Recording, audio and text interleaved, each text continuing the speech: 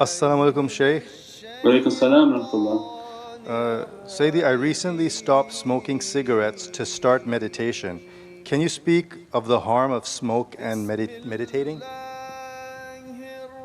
The two are not the same, so they don't go in the same direction. The harm of smoking is horrible, and the effect it has on the lungs and the ability to kill people and the ability to destroy the breath and the breath of rahmah.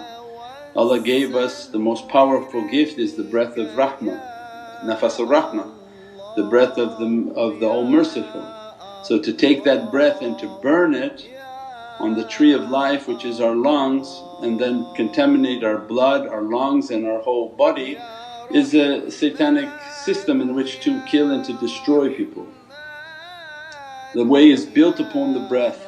So if you read the Naqshbandi guidebook, you'll see that all 40 shaykhs describe the way of the breath. Our way is based on the breath. The one whom safeguards their breath means they're observant of their breath, the importance of the breath, and their whole path is based on that breath.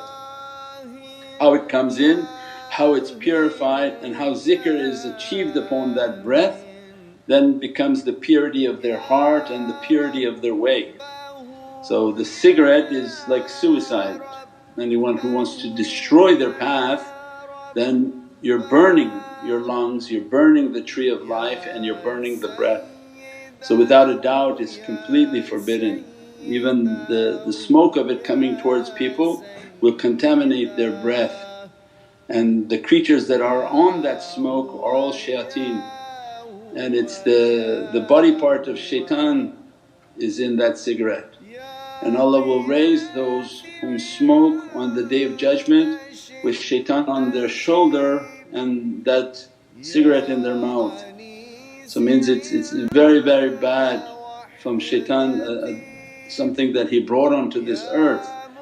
All the carcinogens are all from his waste. So all the waste of shaitan is in that and the progeny of shaitan are in that. And every time they inhale the smoke, all those progeny are sent into the lungs to attack the person. And as a result they become addicted to that smoke because the progeny of shaitan is within them through that smoke. Because remember they are of an unseen wind, so their element is through that smoke, the shayateen and the bad and nefarious ones. They move within insan through that smoke, and as a result they occupy them and begin to control them and then get them to do many other things once they're inside of them. So it's a great fight and a great battle to cast out those shaitans. Anyone who wants to stop smoking, they take a big bottle or big pitcher of water and recite upon it 40 Surah Fatihas and ask, Ya Rabbi, from the power of Surah Al-Fatiha, by the secret and power of Surah Fatiha and the blessings of Sayyidina Muhammad take away this addiction from me. And as a result they begin to recite upon that water and drink that water every day. And when they want to put more water back into that pitcher, then again they recite 40 Surah Al-Fatiha with the same intention that shayateen be pushed out of the body. And then they feel that difficulty to be leaving them, inshaAllah. Someone had a similar question. They were trying to follow these instructions but they were asking, are they allowed to wear the patch, the nicotine patch while trying to quit? Yeah, I don't think you need it because it's that the same carcinogens you're trying to put in to your body.